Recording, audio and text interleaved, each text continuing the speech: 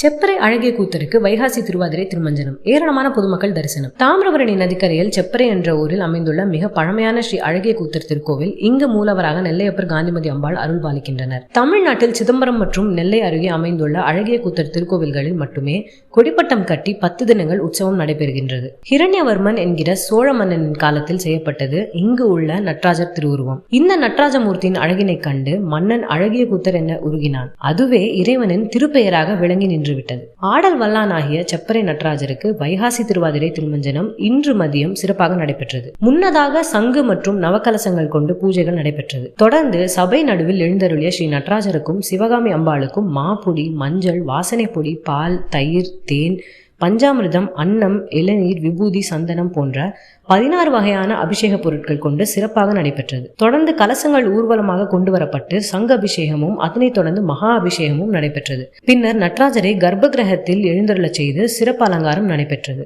நட்சத்திர ஆரதி, கோபுர ஆரதி, சோடச உபசாரங்கள் நடைபெற்றன.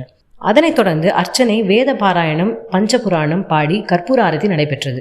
பக்தர்களுக்கு பிரசாதமாக அன்னம், பஞ்சாமிர்தம் வழங்கப்பட்டது.